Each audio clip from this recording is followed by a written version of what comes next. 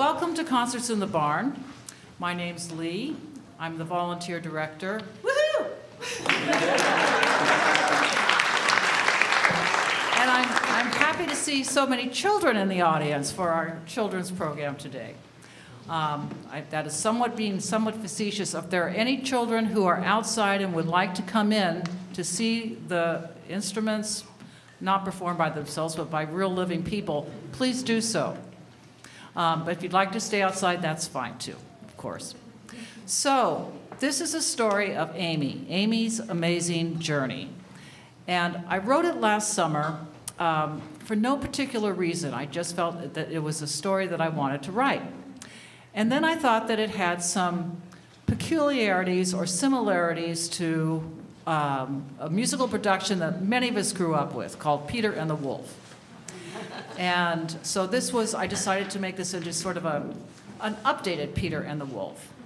Now, in researching Peter and the Wolf, I learned that Peter was not just a little boy, he was a young pioneer. Does anybody know what a young pioneer is? It's the equivalent of a Boy Scout in Russia, in communist Russia. That's what it was back in the 50s when Prokofiev. Did he write this in the 50s? Yes. Okay. When Prokofiev wrote Peter and the Wolf. And so Peter was supposed to emulate all of the characteristics and strong suits and talents that a young communist boy should have. Well, Amy is not a young pioneer. She's not even a scout. She's just a little girl who has lots of attributes about her that make her unique. But how unique? Well, first of all, you may wonder, why did I choose the name Amy? Well, that is because there's an Amy on the stage. Amy Barston, to be precise, and she's our cellist. And for years, I have always referred to her as the irrepressible Amy. And this is because she's sort of like a jack in the box. You can press her down, but she's always going to pop back up. She's just, her energy is just all-consuming and takes up a lot of space, and it is foisted upon you. Anything you'd like to add? Oh, I think you're doing just fine. Okay. Now, Amy has a sister, Elisa. Yes, there she is. And look at that royal wave. That emulates Elisa. Elisa is polite. She is articulate. She is educated. And she always says the right thing, except when she's with her sister. Then it's a combination. It's like an atom, bursting in two and creating more energy, because the two of them together are just totally irrepressible. So that's why I decided to name my protagonist Amy. But it doesn't stop there. Amy Barston, well, let me back up. So I wrote this story, which is now a libretto, and I then thought we need a composer. And of course, I immediately thought of Adam Silverman, who is an extremely talented, wonderful composer, and he was delighted to take on this project, and you cannot believe the score that he's created. It's absolutely brilliant, and I hope that it is heard far and wide after this debut performance. Well, as it turns out, Adam is married to Amy. I don't know how that happened. And Adam and Amy have two daughters. One is named Marka, the other is Zoe. And both of them have some of the same characteristics as their mother. Well, I'm not going to name names. But, and they are going to also partake in this production. But they also show that same exuberance for life and that joie de vivre that is so rampant in Amy Barston, and with her sister, sometimes subdued when she's with her sister, sometimes not. So who exactly is Amy? Amy is a conglomeration of many things that I hope that we all want to emulate. If there were children here, oh, you are children, okay. How many of you often feel courageous? Handful. How many of you consider yourselves brave? Okay. How many of you think that you are curious? Everybody's curious. Those are all things that Amy is. So the Amy that you're going to see today, whose story you're going to hear, we're all a part of Amy.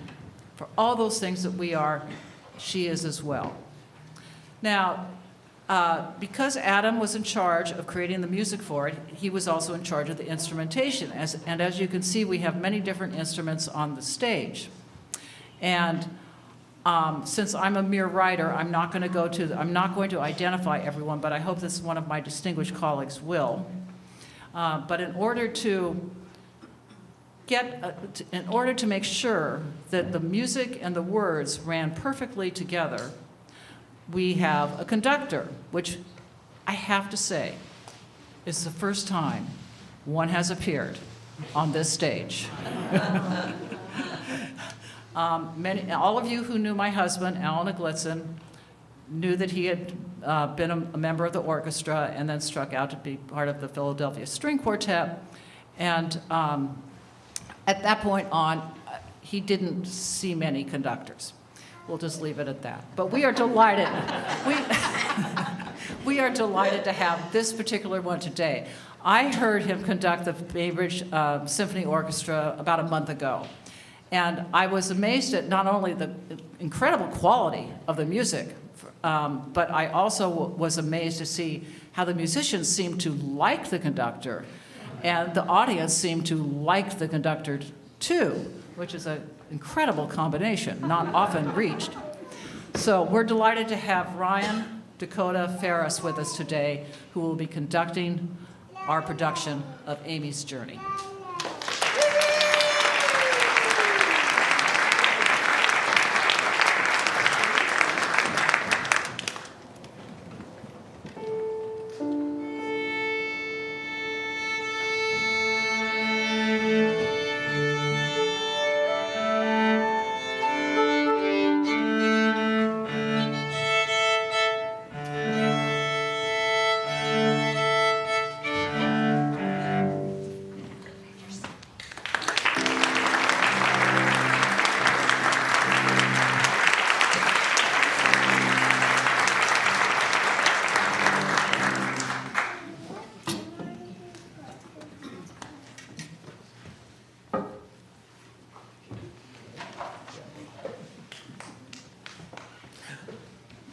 And here's Amy!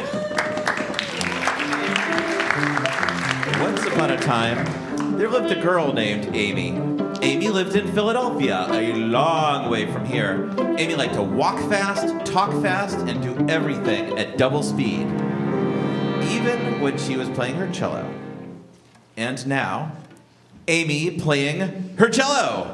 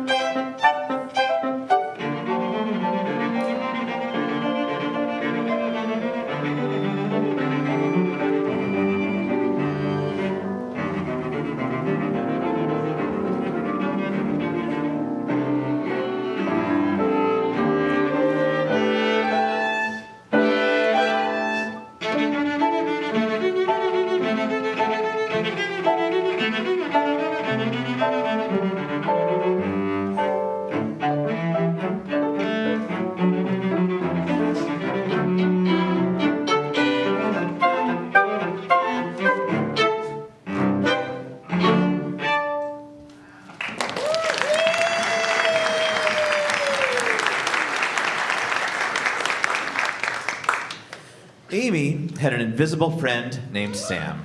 Her family couldn't see him, which made Amy very cross. They often ran into him, which Amy thought was quite rude.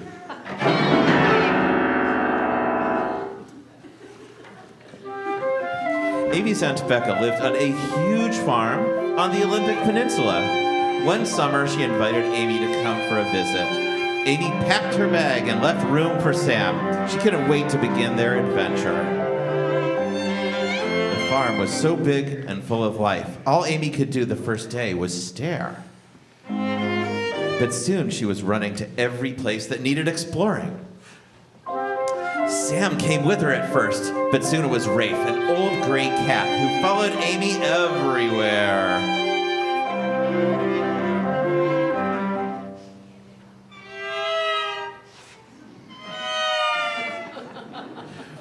And they watched baby lambs jump straight into the air and then run back to their mamas for milk.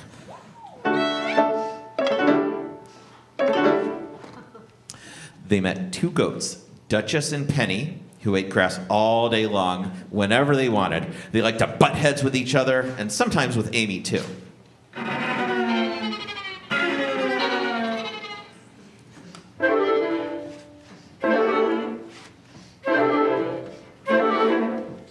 And there was Pedro, an old gray donkey who lived in the pasture. Amy brushed him every day and brought him carrots.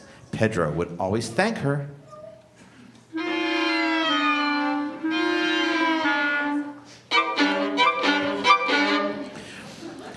Once, when Amy woke up very early, she saw a herd of elk wander out of the forest. Fog coated the ground, and Amy first thought the animals were magical creatures.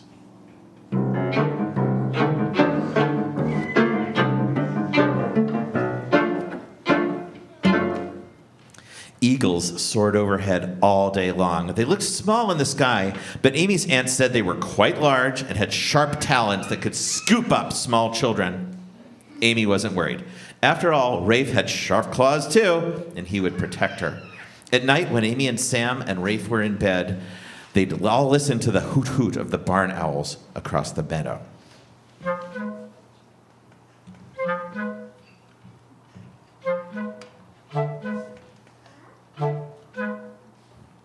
The best part about being on the farm was that Amy could go anywhere she wanted all by herself, except the forest. Her aunt was afraid that Amy might run into a cougar taking a nap.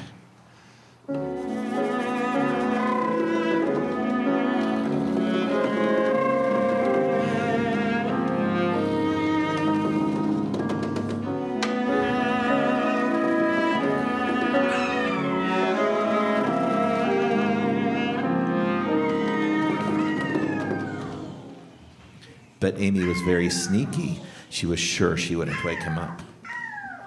And now, Amy discovers treasure. Amy.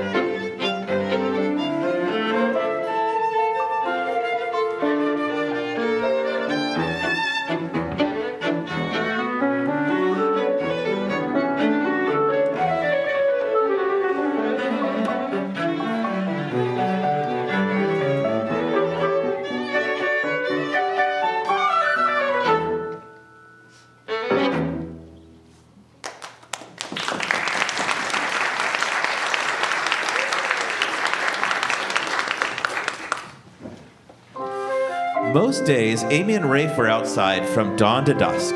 Sometimes Sam came too. Other times he stayed inside. Amy's aunt said he liked to read a lot. But one day it rained big buckets full. Amy put on her yellow slicker, but it was no fun outside when she still got wet. So Aunt Becca suggested Amy go on an inside treasure hunt. The house was very old, she said, and if Amy looked carefully, she might find things from long ago. Amy thought this was an excellent idea. Rafe decided to take a nap with Sam.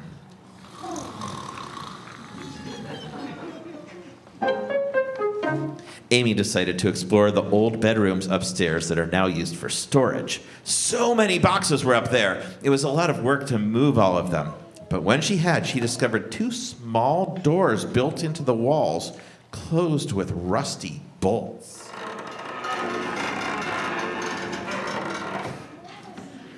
The old bolts creaked and groaned, but Amy finally pried them open. She found herself in a small attic right under the eaves. It was dark and a little bit scary. But with her trusty flashlight, all of the scariness disappeared. Amy found a treasure trove right in front of her. There was an old newspaper printed almost 100 years ago, an old radio, rusty garden tools, a book on how to raise dairy cows in old-fashioned print, and best of all, a box full of jewelry. Her aunt said the pearls were real. At day's end, Amy carefully spread her treasures on her bedroom floor. Who had lived there? Why were these things stored away? And why hadn't the owners taken them when they left? And now, Amy finds more treasure in the most unexpected places. Sunshine and warmth greeted Amy the next morning, and so she continued her search for treasure outside. Everywhere she looked, it seemed as there was a treasure waiting to be found. She discovered an old baseball mitt in the hayloft, stuffed between two boards. Under the chicken coop, she found 2 jars of raspberry jam. They looked as if they'd been there a long time. In an old cabin, she discovered a paper with funny writing that she couldn't read. And in the mudroom, she found an iron that weighed about a ton. Amy's best find were 6 small bowls with pink flowers painted on the outside. Even her aunt was impressed. She washed them carefully and used them for soup that night. It was the end of a good long day, except Rafe was acting funny. Usually, Rafe jumped on the bed as soon as Amy was in it. But tonight, he stayed on the floor and meowed and meowed.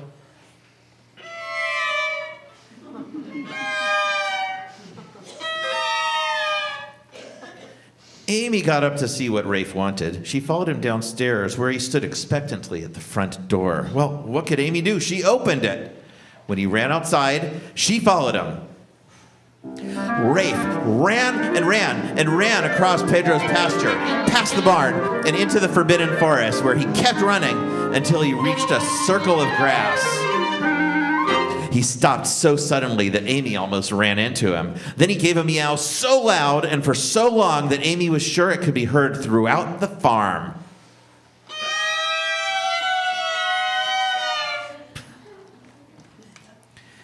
And now, the congregation of the animals.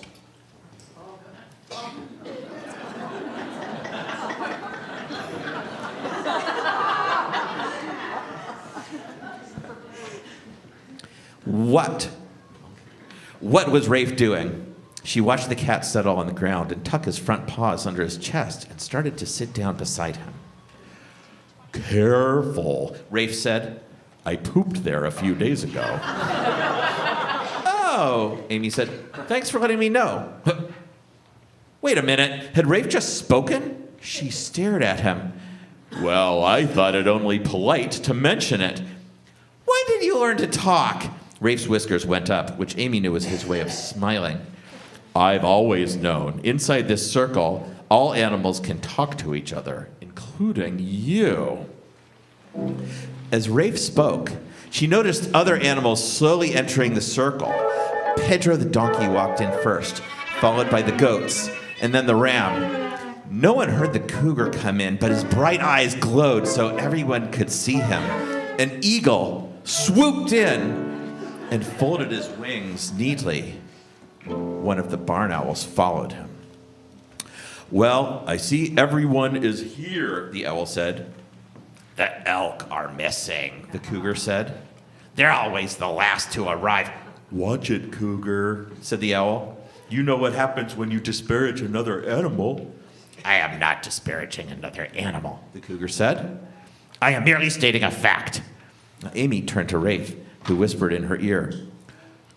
Disparage means talk down about someone. If you say something nasty about another animal, you lose your ability to speak until you apologize. Just then, 3 large elk with enormous antlers appeared in the darkness.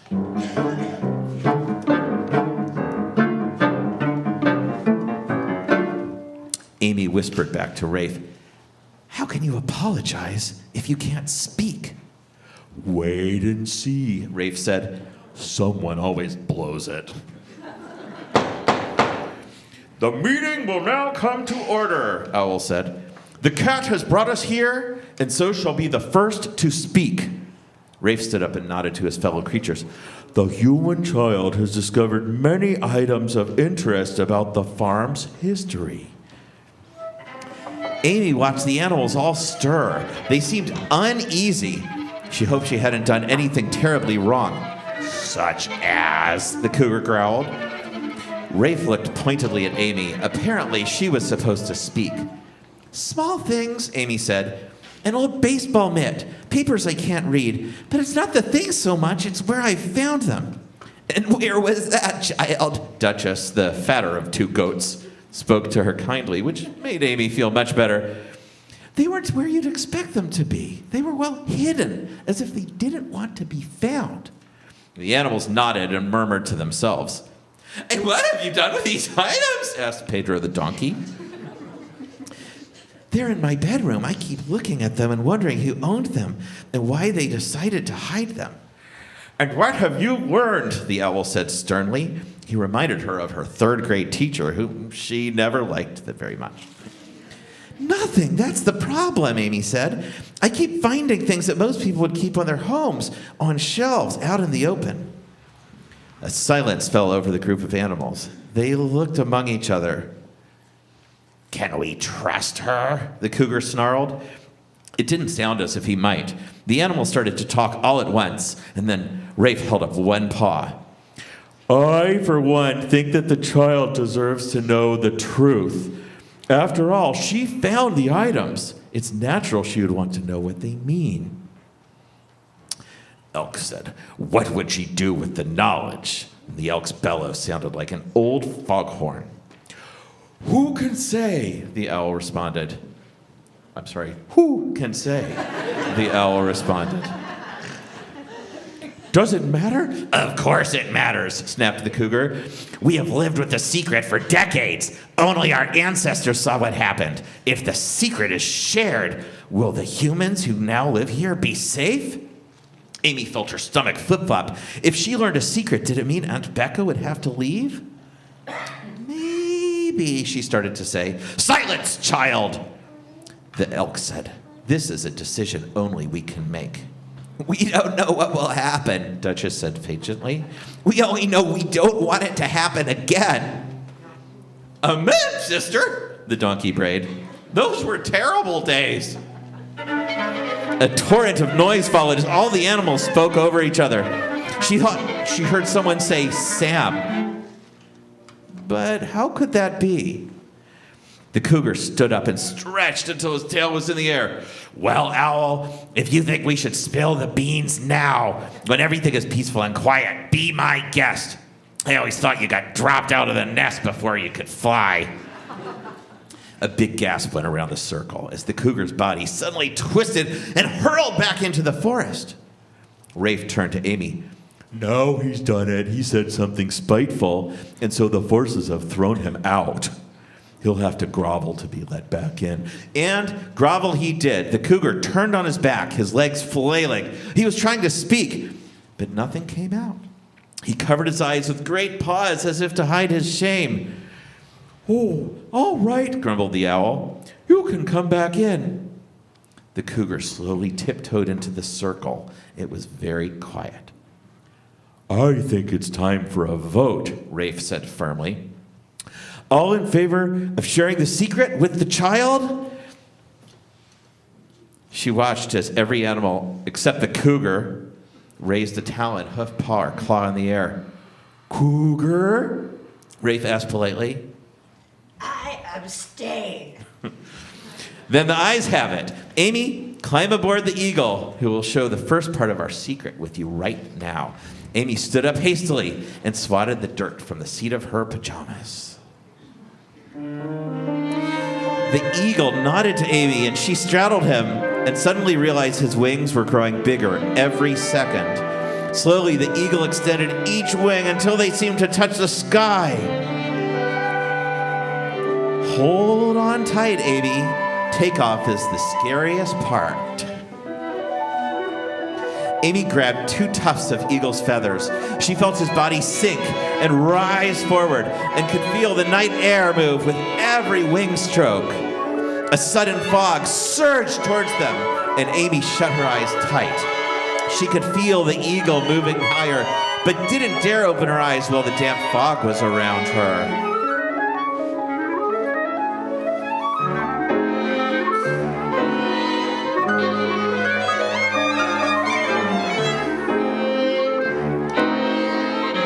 Then something changed. The eagle's wings were no longer moving, and the ride was gentle. "Open your eyes, child," the eagle shouted back to her. "We're in glide mode now." Amy opened her eyes and was surprised to see that they were circling high above the barn. The eagle's wings were outstretched to either side, and he soared up and down, dipping a wing whenever he wanted to make an adjustment to his path. It was wonderful. "This is how the farm looked 80 years ago," the eagle told her. "This is what we animals remember."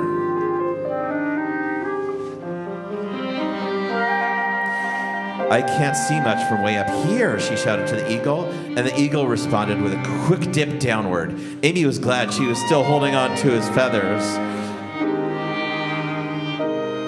"Sorry, child," the eagle said. "I always forget your human eyes are far inferior to mine." Now Amy had a much better view of what was going on below. It was sunset, and the sun cast a beautiful red-orange hue over the farm, which looked the same, but somehow different. To start, the pasture where Pedro lived was much bigger, with a fence line that stretched as far as she could see. Inside were hundreds of cows, grazing in small clusters. A man was leading a string of them into the barn, their home for the night. In another meadow, she had to rub her eyes to make sure she was seeing right. It was Sam and other boys playing baseball in the field. Sam was the pitcher, and even from her perch on the eagle, Amy could see that he knew how to throw a mean curveball.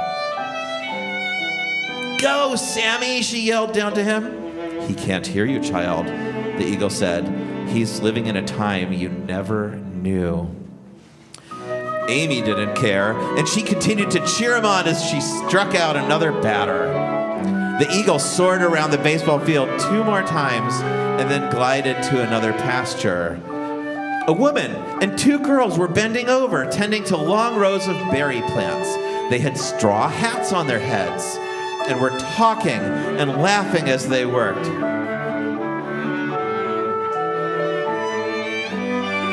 A flock of chickens pecked the dirt in the ground nearby.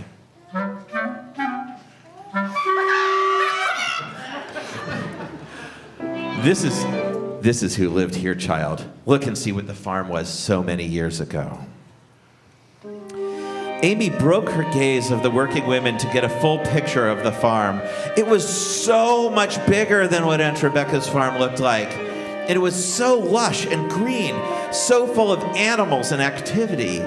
What had happened to make it smaller? And where were the cows and berries now?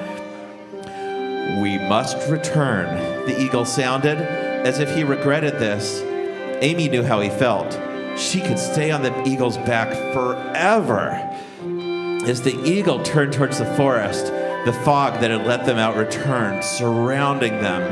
It made no difference to the eagle, who steadily steered through it. He angled one wing downward, and a moment later, Amy felt his talons hit the ground and his wings settle by his body.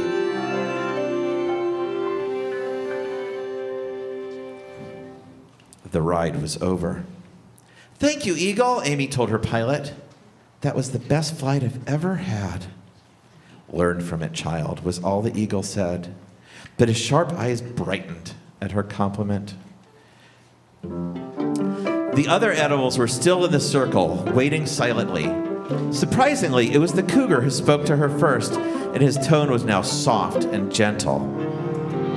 "You have now seen what the farm once was, and you know what it is now in the present," the big cat told her.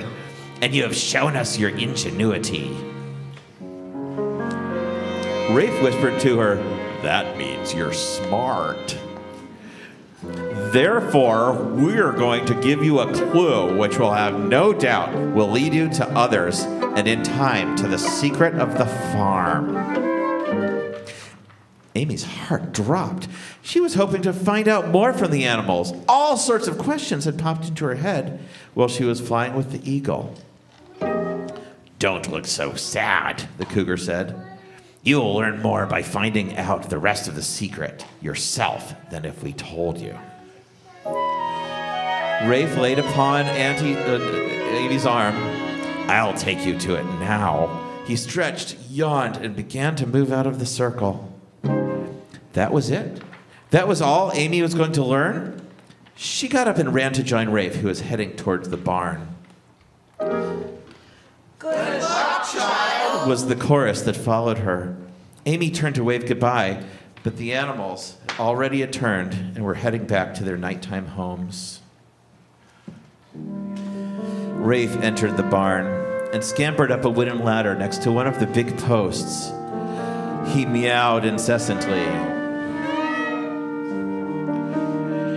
"What, Rafe? Where do you want me to look?"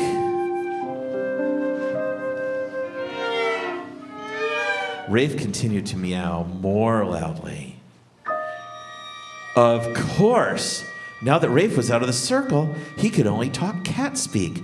Amy looked carefully at the post near Rafe's ladder, and she felt it with her hands. What she found was her first clue. Amy solved the secret of the farm that summer, and she shared it with her Aunt Becca, who shared it with others. Aunt Becca agreed that the more people who knew the secret, the better. And she still lives on the farm. At the end of the summer, Amy returned to her family in Philadelphia. She still walked fast and talked fast, and sometimes spoke before she knew what she was going to say. But she left her friend Sam back at the farm because that was his home and where he wanted to stay.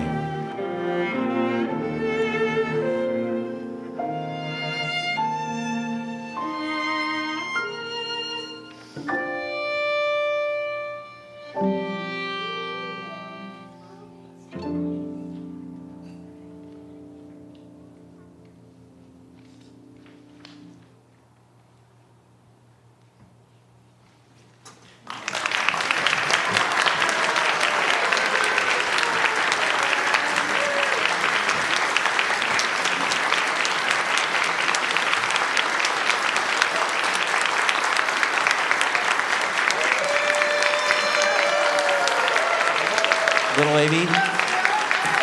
Young Amy's to the stage.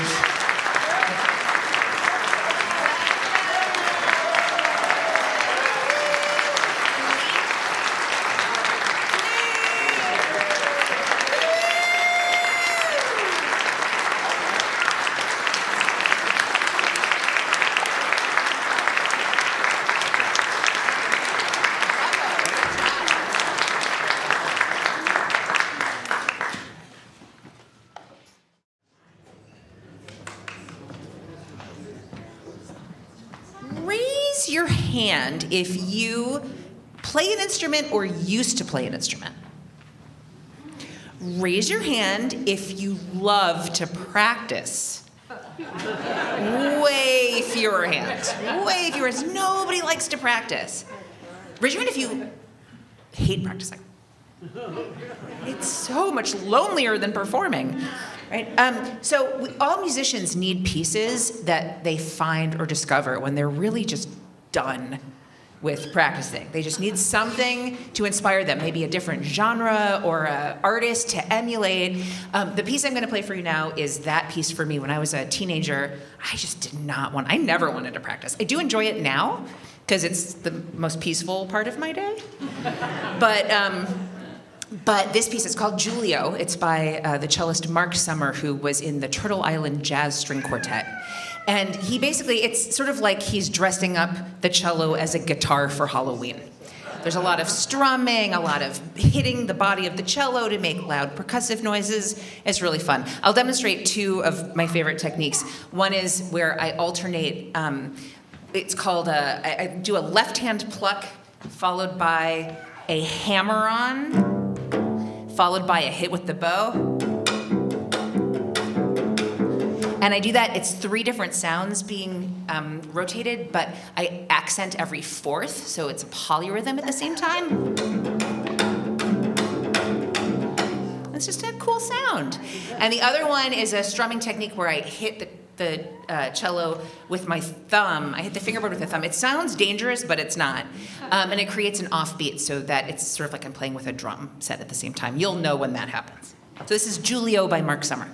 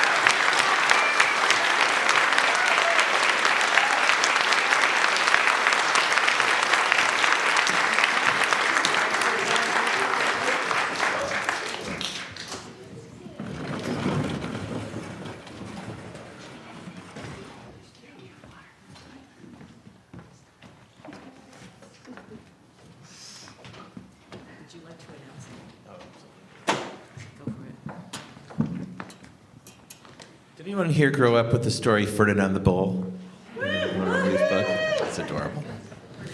Well, we would like to do a rendition of this for violin and narrator. I did not compose this rendition. This is not an original work you're hearing tonight, but it's a lovely and adorable work, I think. And I think it's enhanced by a little costuming, and we were able to get some traditional Spanish bullfighting garb for it. So if you'll excuse me 1 second.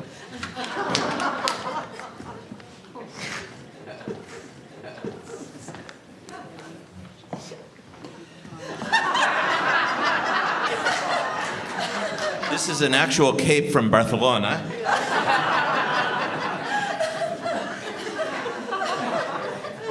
Drives the bulls crazy. This is what you traditionally use to affix it in the front. And no bullfighting costume would be complete without a great sombrero.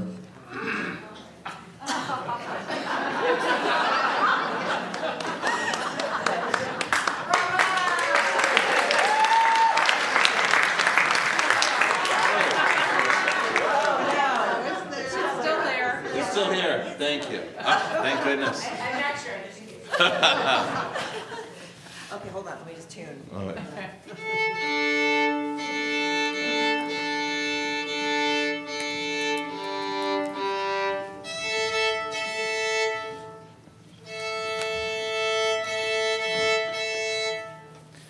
The irrepressible ELISA Barston.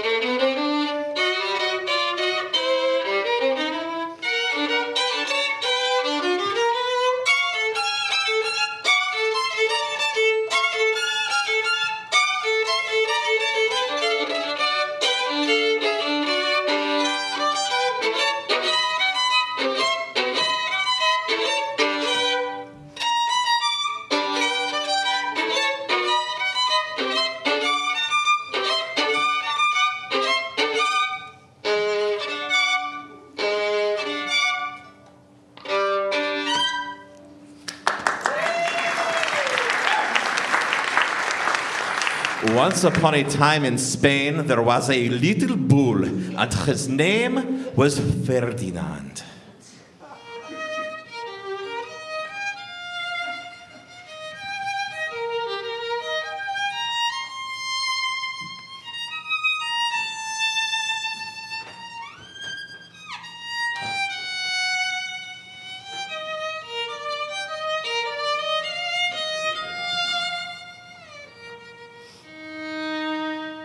All the other bulls he lived with would run and jump and butt their heads together.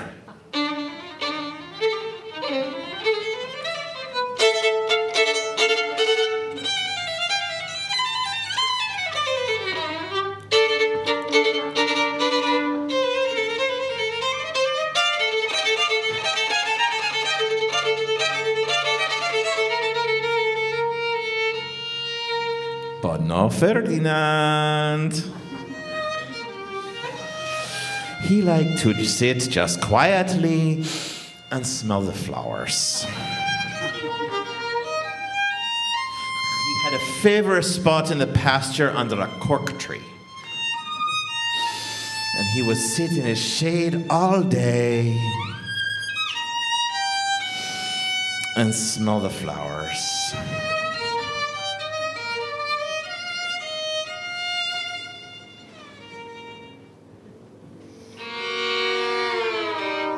Sometimes his mother, who was a cow, would worry about him. Why don't you run and play with the other little bulls and skip and butt your head, she would say.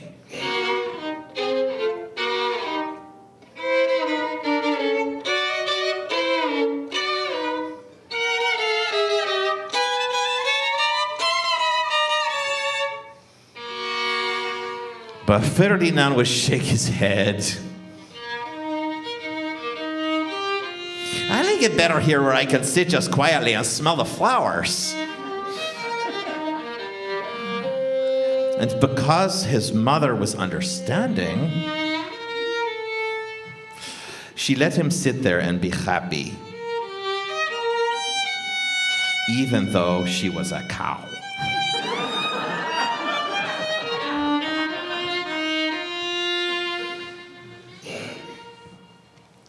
As the years went by, Ferdinand grew and grew until he was very big and strong. All the other bulls who had grown up with him in the same pasture would fight each other all day. They would butt each other and stick each other with their horns. What they wanted most was to be picked to fight in the bullfights in Madrid.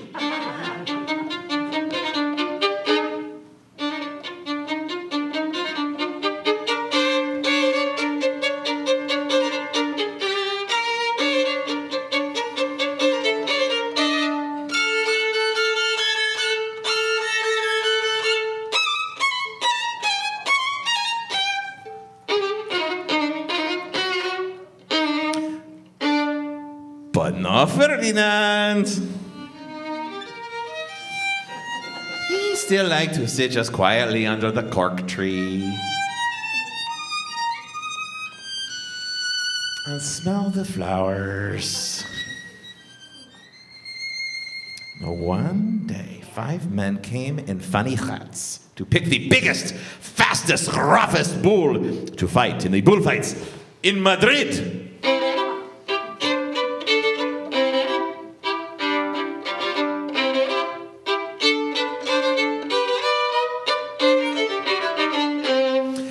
All the other bulls ran around snorting and butting, leaping and jumping, so the men would think they were very, very, very strong and fierce and pick them.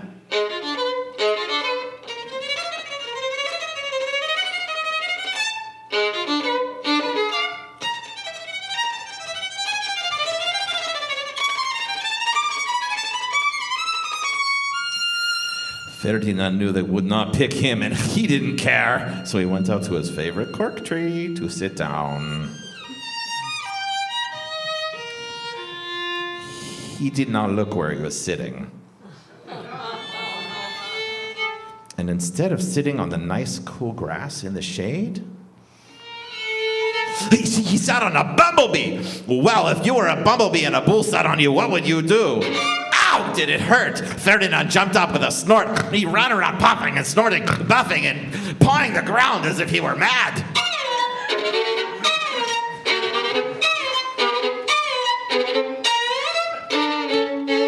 The 5 men saw him, and they all shouted with joy.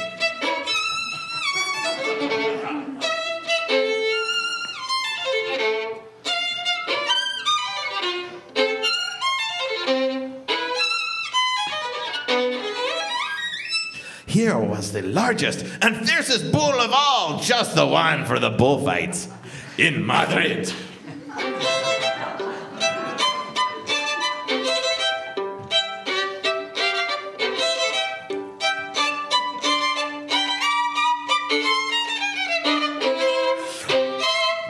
What a day it was!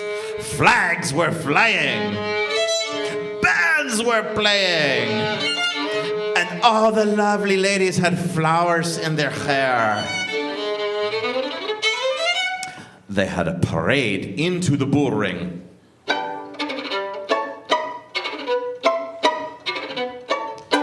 First came the bandolieros.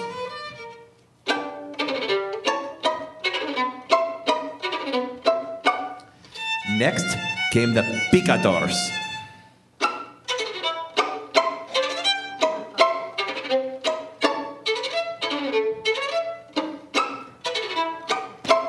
Whoops. Sorry. Next came the matador, the proudest of all.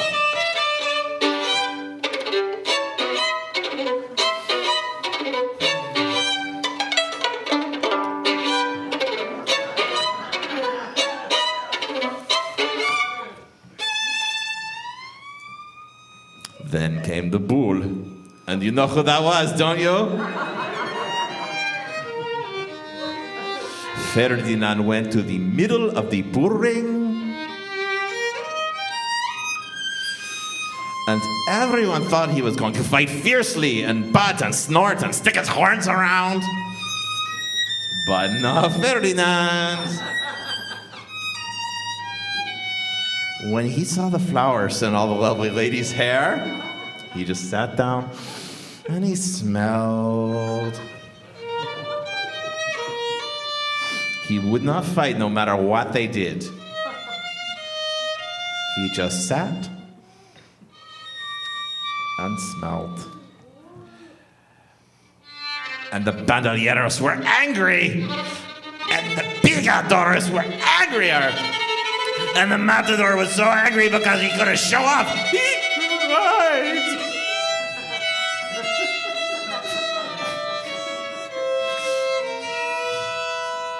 So they had to take Ferdinand home.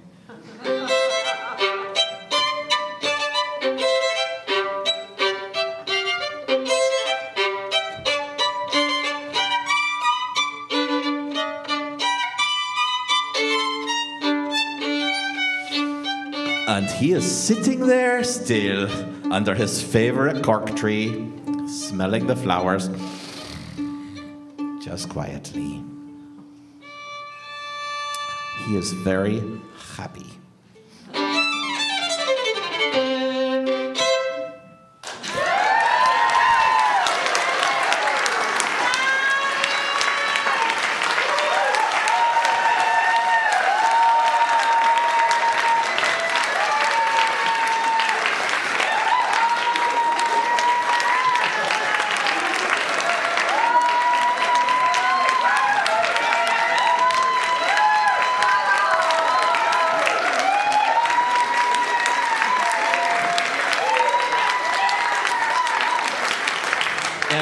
Just before anyone forgets, there are concerts tomorrow and Sunday, and the music is, you probably don't know these people, the music by Beethoven and Brahms. They're fantastic composers. They're performed by some of the artists that you saw here today, some of the more mature artists that you saw here today. And I hope you'll come back. Thank you.